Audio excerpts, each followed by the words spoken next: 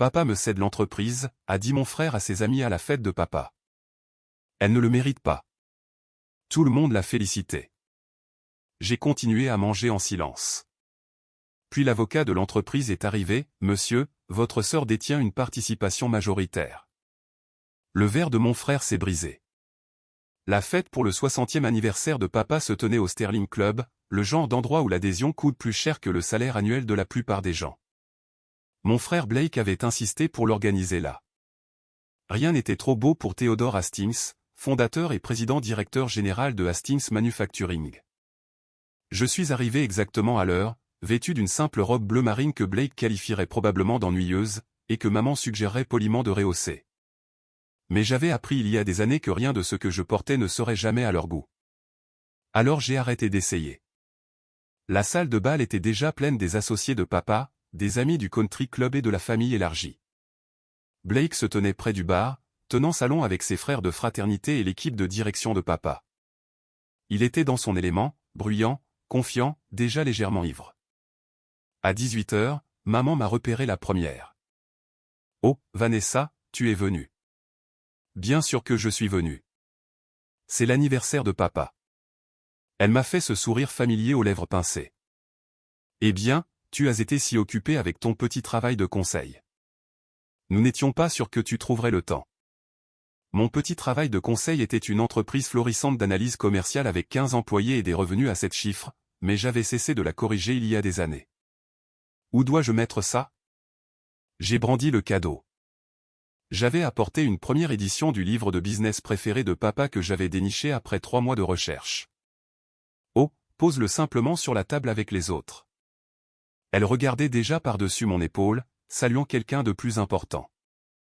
J'ai déposé le livre soigneusement emballé au milieu de la pile de clubs de golf coûteux, de montres de créateurs et de bouteilles de whisky de qualité supérieure. Mon cadeau semblait modeste en comparaison, mais papa comprendrait. Du moins, le père que j'avais connu en grandissant l'aurait compris. Je n'étais pas sûr de l'homme qu'il était devenu. Vanessa.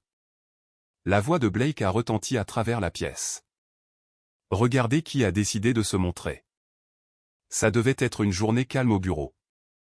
Ses amis ont ri. J'ai souri poliment et me suis dirigé vers la table du buffet, me servant à manger tout en essayant d'être invisible. C'était une compétence que j'avais perfectionnée au fil des ans. Blake m'a suivi, parce que bien sûr, il l'a fait. Tu sais, tu aurais au moins pu essayer d'avoir l'air festive. C'est une célébration. Je célèbre, et je dis calmement. En silence? C'est ton problème, Ness.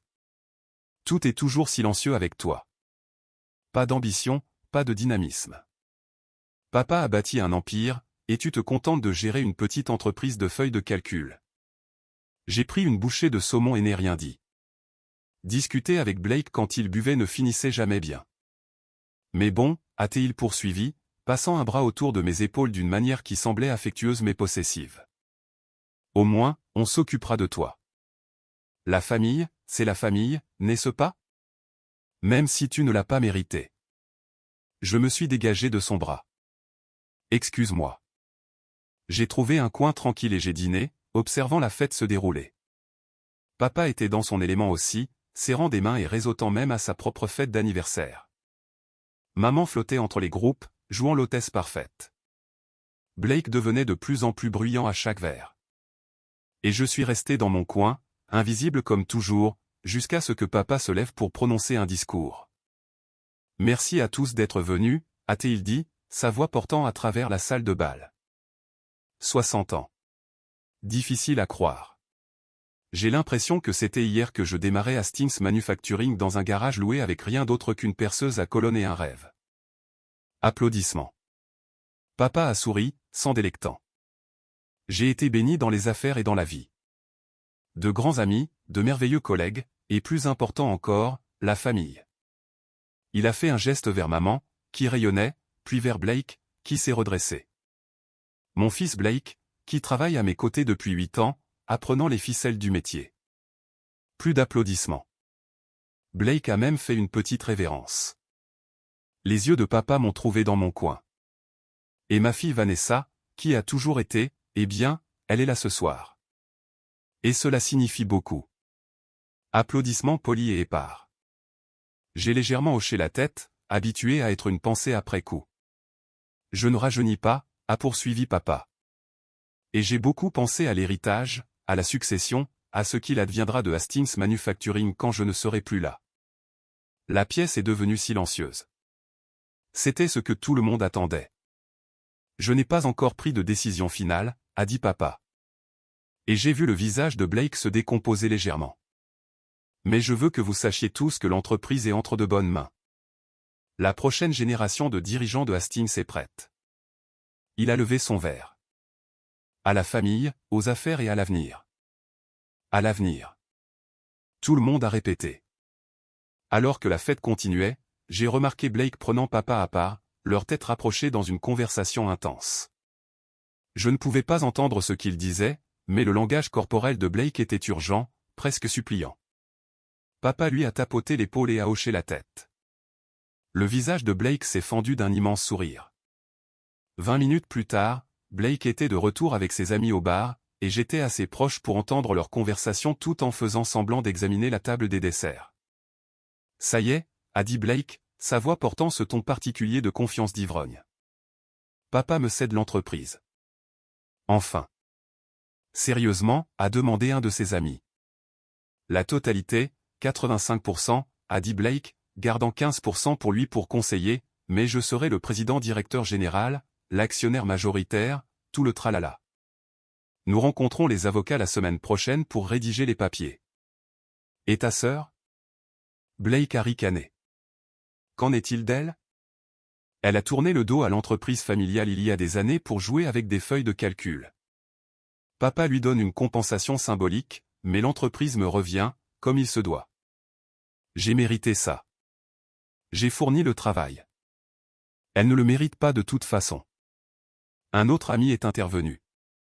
Sans vouloir t'offenser, mais elle est à peine là la moitié du temps. Exactement. Blake a acquiescé. Papa a bâti cette entreprise pour quelqu'un qui l'apprécierait, qui perpétuerait l'héritage. C'est moi, pas elle. Ils ont tous levé leur verre pour le féliciter. J'ai regardé le visage de Blake, rouge d'alcool et de triomphe, et la certitude qu'il avait enfin gagné. J'ai pris une petite assiette de dessert et je suis retourné dans mon coin. Environ 1 heure plus tard, il y a eu une petite agitation à l'entrée. Un homme d'allure distinguée, dans la soixantaine, était arrivé et scrutait la foule. Papa l'a repéré et a froncé les sourcils. Robert, je ne t'attendais pas ce soir. Robert Morrison, l'avocat d'entreprise de papa depuis 20 ans, avait l'air mal à l'aise. Théodore, je m'excuse pour l'intrusion, mais il y a une affaire urgente dont nous devons discuter. Ça ne peut pas attendre lundi. Quel genre d'urgence? Les yeux de Robert m'ont trouvé de l'autre côté de la pièce, puis sont revenus sur papa. Peut-être quelque part en privé. Tout ce que tu as à dire peut être dit ici, a interrompu Blake en s'approchant. Nous sommes tous en famille et entre amis. Robert a hésité, puis a sorti un dossier de sa mallette. Très bien, Théodore. J'ai reçu une notification formelle cet après-midi concernant la structure de l'entreprise Hastings Manufacturing, plus précisément concernant la participation majoritaire. Oui, a dit papa avec impatience. Qu'est-ce qu'il y a avec ça?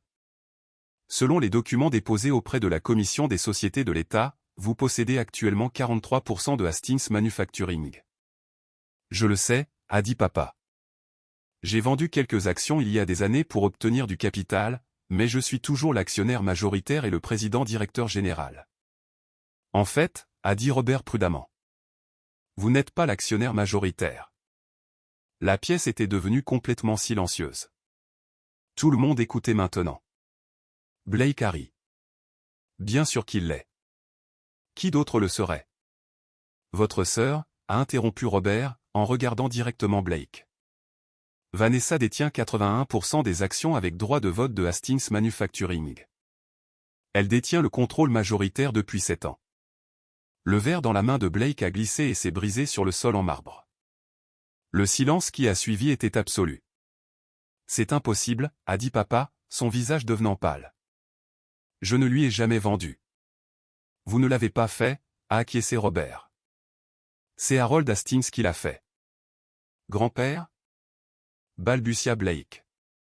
Grand-père est mort depuis 9 ans. 8 ans et 7 mois, et je dis doucement, parlant pour la première fois. Il est mort 2 semaines après que j'ai obtenu mon diplôme de l'école de commerce.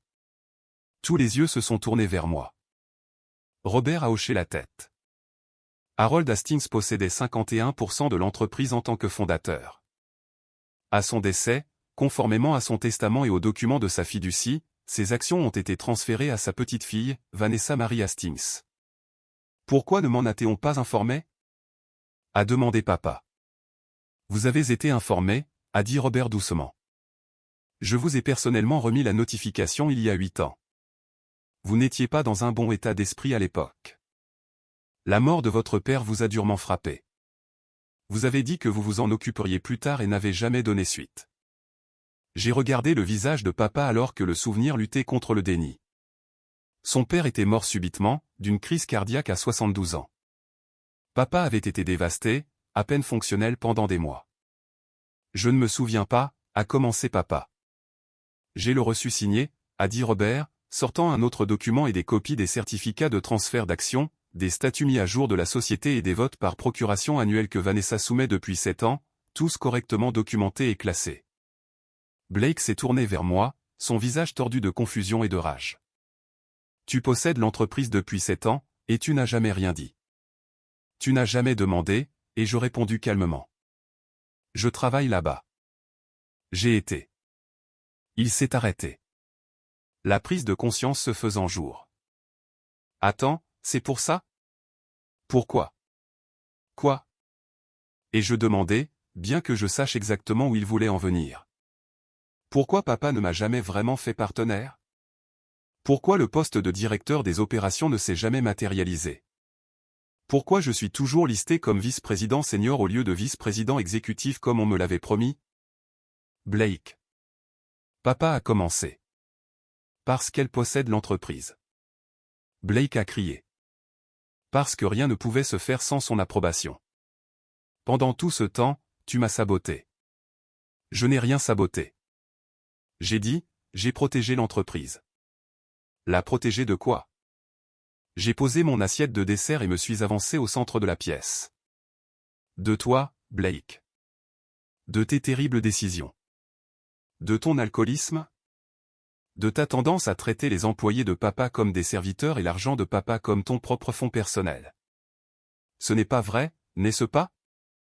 J'ai regardé papa. Dois-je détailler l'examen financier que je mène depuis 7 ans? Celui qui montre environ 3,2 millions de dollars de dépenses douteuses imputées au compte d'entreprise de Blake. Le visage de papa est passé de pâle à gris. Vanessa, a dit maman sèchement, ce n'est ni le moment ni le lieu. Maman, quand serait-ce le bon moment? Quand Blake mettra l'entreprise en faillite? Quand l'Internal Revenu Service viendra poser des questions sur ses voyages d'affaires à Vegas qui n'impliquaient aucune affaire réelle? Comment sais-tu ça? A demandé Blake. Parce que je suis l'actionnaire majoritaire, et je dis. J'ai accès à tout.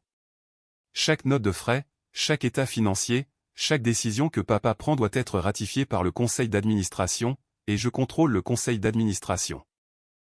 Robert hochait la tête. C'est vrai. Madame Hastings exerce ses droits de vote par procuration depuis des années.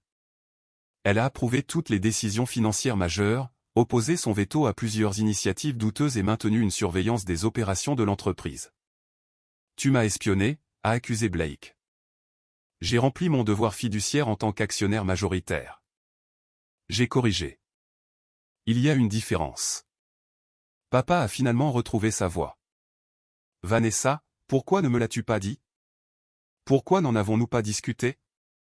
Nous en avons discuté, papa. Il y a 8 ans, tu m'as dit de m'en occuper parce que tu ne pouvais pas faire face à la mort de grand-père. Alors, je m'en suis occupé en contrôlant secrètement mon entreprise. Ce n'est pas ton entreprise, et je dis doucement mais fermement. C'est l'entreprise de grand-père. Il l'a fondée. Il l'a bâtie et il me l'a laissée. Pourquoi? A demandé Blake.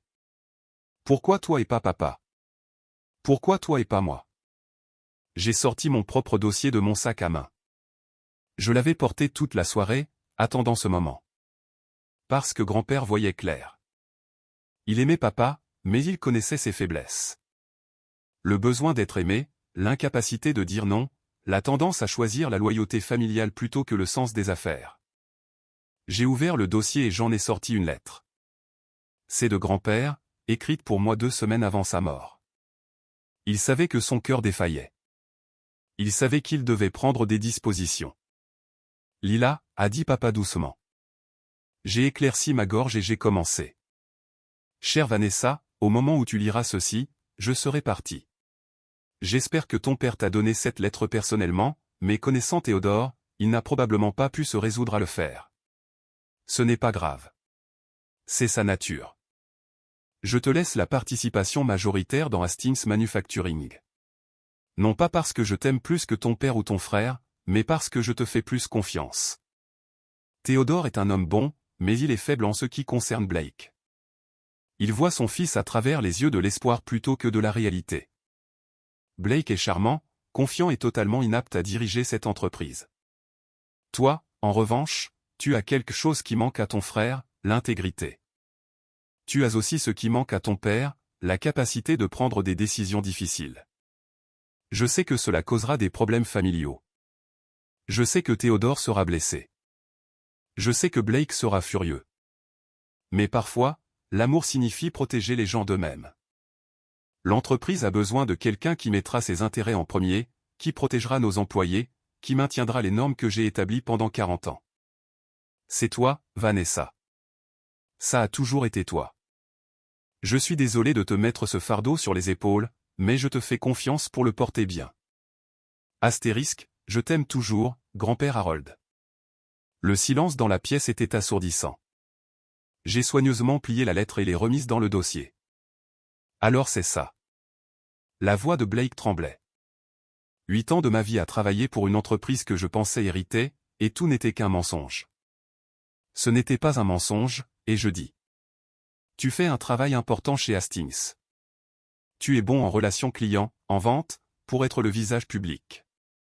Mais Blake, tu n'as pas l'étoffe d'un président-directeur général. Tu le sais. Je le sais. Grand-père le savait. Ce n'est pas à toi de prendre cette décision. En fait, si. Je suis l'actionnaire majoritaire, ce qui signifie que je décide qui dirige l'entreprise. Papa a pris la parole, sa voix lourde. Et qu'as-tu décidé? Que papa reste président-directeur général, et je dis. Avec certaines conditions. Des conditions? J'ai sorti un autre document. J'ai demandé à Robert de les rédiger le mois dernier. Papa, tu es bon pour diriger les opérations. Tu connais le côté fabrication mieux que quiconque, mais la surveillance financière doit changer. Je lui ai tendu le document. À compter d'aujourd'hui, toutes les dépenses de plus de $10 000 nécessitent l'approbation du conseil d'administration. Toutes les modifications de la rémunération des dirigeants nécessitent un vote des actionnaires. Et la limite de la carte de crédit d'entreprise de Blake est réduite à $5 000 par mois. Le visage de Blake était violet. Tu ne peux pas faire ça. Je peux et je le fais. Tu as dépensé $180 000 cette année uniquement pour des frais professionnels qui n'ont rien à voir avec les affaires. C'est terminé, maintenant, papa. Blake s'est tourné vers notre père, désespéré. Tu vas la laisser faire ça? Papa lisait le document, ses mains tremblant légèrement. Ces conditions sont raisonnables. Très raisonnables, en fait. Plus généreuses que je ne le serais si nos positions étaient inversées. Quoi? Blake avait l'air trahi. Fils, elle a raison sur les dépenses, sur la surveillance. J'ai laissé les choses filer parce que... Il s'est interrompu, me regardant avec quelque chose qui ressemblait à de la honte. Parce que tu es mon fils et que je voulais croire au meilleur. Alors c'est ça. Blake a regardé sauvagement autour de lui les invités réunis, dont la plupart fixaient leurs verres, le sol, n'importe où sauf le drame familial qui se déroulait. Tout le monde va la laisser débarquer ici et prendre le contrôle. Je ne prends pas le contrôle, et je dis patiemment. Je suis la propriétaire majoritaire depuis 7 ans. J'en ai juste assez d'être invisible pendant que tu mènes l'entreprise à sa perte. Blake a attrapé sa veste. J'ai fini. Je démissionne. Tu peux diriger ta précieuse entreprise toi-même. Blake, attends, a commencé papa. Mais Blake sortait déjà en trombe, ses amis le suivant maladroitement. La fête, sans surprise, s'est terminée peu de temps après. Papa a convoqué une réunion d'urgence du conseil d'administration pour le lundi matin. J'ai fait la route depuis mon bureau à domicile le dimanche soir, m'enregistrant dans un hôtel près du siège de Hastings Manufacturing. Je n'étais pas allé à l'usine depuis 3 ans. J'avais rempli toutes mes fonctions d'actionnaire à distance, examinant des documents, assistant à des réunions du conseil par vidéoconférence, exerçant mes votes par procuration, mais je n'avais jamais mis les pieds sur la propriété depuis les funérailles de grand-père. Franchir ces portes était surréaliste. La réceptionniste ne m'a pas reconnu. Puis-je vous aider? Vanessa Hastings, je suis ici pour la réunion du conseil d'administration. Ses yeux se sont écarquillés. Oh, mademoiselle Hastings, je suis tellement désolé. Je n'avais pas réalisé. Montez tout de suite, s'il vous plaît. Salle de conférence A. J'ai pris l'ascenseur jusqu'au 3e étage. La suite exécutive était exactement comme dans mes souvenirs. Même boiserie sombre, même photographie d'entreprise, même odeur légèrement moisie de vieille moquette. La salle de conférence était pleine. Papa était assis en bout de table, l'air d'avoir vieilli de 10 ans en un week-end. Les 5 membres du conseil, tous de vieux amis de grand-père qui siégeaient depuis des années, étaient assis dans un silence gêné. Vanessa, a dit papa doucement. Merci d'être venu. Bien sûr. J'ai pris le siège à l'autre bout de la table, celui que grand-père occupait. Pouvons-nous commencer, a demandé Martin Chen, le membre le plus ancien du conseil. Papa s'est éclairci la gorge. Comme vous le savez tous, des informations ont été révélées ce week-end concernant la structure de propriété de l'entreprise. Des informations sur lesquelles j'aurais dû être plus clair il y a des années. Il m'a regardé. Vanessa, voudrais-tu t'adresser au conseil? Je me suis levé, sortant mon ordinateur portable. J'ai préparé une présentation, si vous me le permettez. Pendant l'heure qui a suivi, je leur ai tout expliqué. Le transfert d'actions, 7 ans de vote par procuration, l'analyse financière, les notes de frais de Blake, les tendances préoccupantes dans les dépenses de l'entreprise, les domaines d'inefficacité, les opportunités de croissance.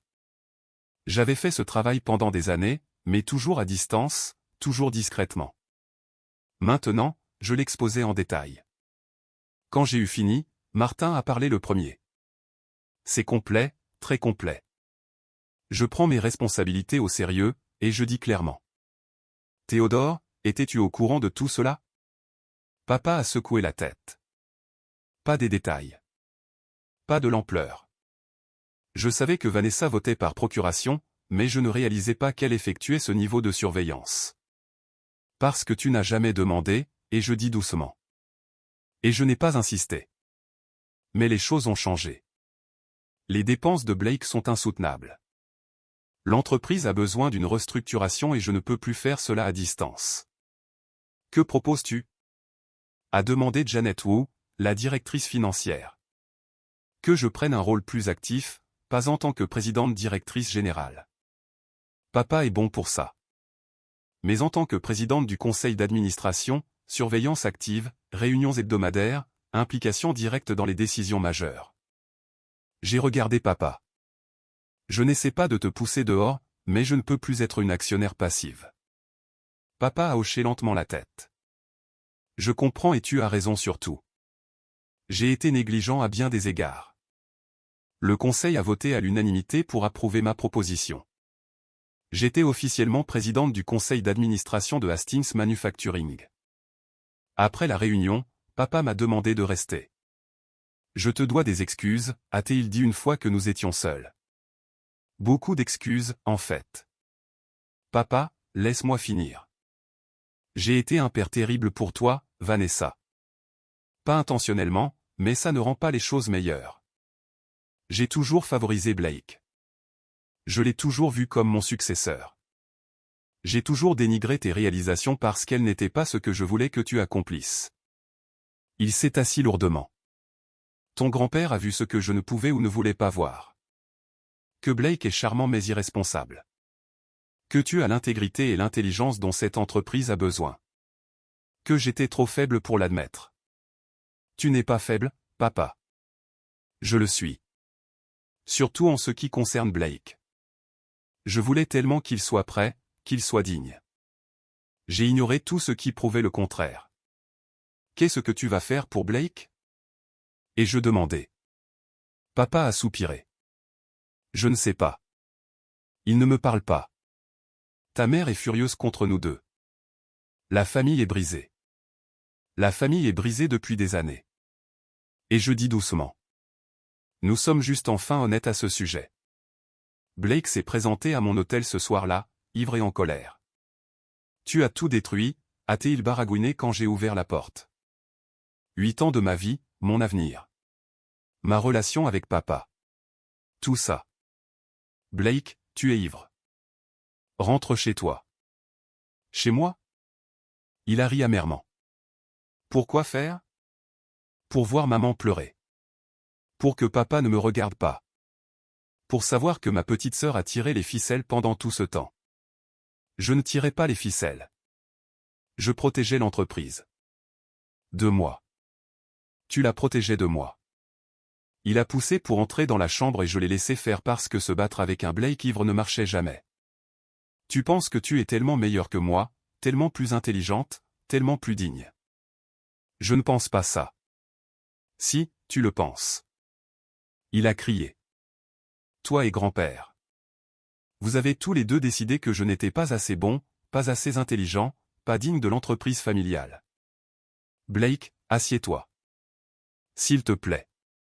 Il s'est effondré sur une chaise, sa colère se dissolvant en quelque chose qui ressemblait à du chagrin. J'ai tellement essayé. Pendant 8 ans, je me suis démené, et ça n'avait pas d'importance parce que tu possédais tout depuis le début. Tu n'as pas travaillé si dur que ça, et je dis doucement, mais honnêtement. Tu arrivais en retard, partais tôt, prenais de longs déjeuners, facturais des dépenses personnelles à l'entreprise. J'ai les dossiers, Blake. Tous. Parce que ça n'avait pas d'importance. Il m'a regardé avec des yeux rouges. Pourquoi travailler dur quand le résultat était prédéterminé? Quand ma petite sœur possédait déjà tout. Tu ne savais pas que je le possédais. Tu as travaillé de cette façon parce que c'est ce que tu es. La vérité de cela flottait dans l'air entre nous. Qu'est-ce qui se passe maintenant? A-t-il demandé finalement. Ça dépend de toi. De moi? Je me suis assise en face de lui. Tu es toujours vice-président senior. Tu as toujours un travail. Tu es toujours bon en relation client. Si tu peux maîtriser tes dépenses, si tu peux être présent de manière constante, si tu peux réellement faire le travail pour lequel tu es payé, alors tu gardes ce poste. Sous ta supervision. Sous une surveillance appropriée, oui, c'est comme ça que les entreprises fonctionnent, Blake. Surtout quand tu as prouvé qu'on ne pouvait pas te faire confiance avec des fonds illimités. Il est resté silencieux un long moment. Et si je ne peux pas faire ça, si je ne peux pas travailler pour ma petite sœur, alors tu démissionnes et nous nous séparons professionnellement. Tu serais toujours de la famille, mais tu ne serais pas chez Hastings. Quel choix? C'est plus un choix que celui que tu as laissé à papa pendant 8 ans. J'ai souligné, tu as accumulé les dépenses, fait des promesses aux clients sans l'approbation du conseil, traité l'entreprise comme ton terrain de jeu personnel. Au moins, je te donne une option pour y remédier. Il s'est levé, chancelant légèrement. J'ai besoin de réfléchir. Prends ton temps. Mais Blake, il a fait une pause à la porte. Fais-toi aider pour l'alcool, s'il te plaît. Il est parti sans répondre.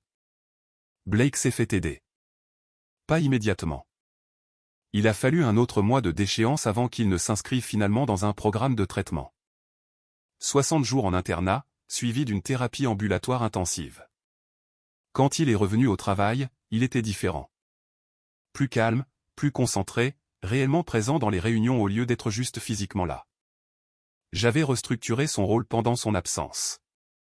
Un portefeuille de clients plus petit, une supervision directe de Janet, des limites de dépenses strictes. Il l'a accepté sans discuter. Je ne suis pas content de ça, m'a-t-il dit lors de notre première réunion en tête-à-tête après son retour. Mais j'essaie de comprendre. C'est tout ce que je demande. J'ai beaucoup parlé de la famille en thérapie, du fait d'être l'enfant chéri, de la façon dont ça m'a perturbé d'une manière que je ne réalisais pas. Et je commence à voir comment je t'ai traité, comment nous t'avons tous traité. Comme si tu n'avais pas d'importance parce que tu n'étais pas celle que nous voulions que tu sois, Blake. Non, laisse-moi dire ça. Je suis désolé pour tout. Pour le mépris, les moqueries, les suppositions, pour m'être attribué le mérite d'un travail que tu faisais en coulisses, pour ne jamais avoir demandé une seule fois si tu voulais être impliqué. C'étaient les premières vraies excuses que j'avais jamais reçues de sa part. Merci, et je dis. Ça signifie beaucoup. Je ne sais pas si nous pouvons avoir une vraie relation, a-t-il poursuivi. Frère, sœur, pas seulement patron, employé, mais j'aimerais essayer si tu es d'accord. Je suis d'accord, et je dis. Mais Blake, ça doit être réel. Pas seulement toi voulant rentrer dans mes bonnes grâces pour des raisons professionnelles. Je sais. Je suis en thérapie 2 fois par semaine, je travaille dessus. Surtout. Nous n'étions pas proches. Nous ne le serions probablement jamais, mais c'était quelque chose. Avec une surveillance active, Hastings Manufacturing s'est transformé.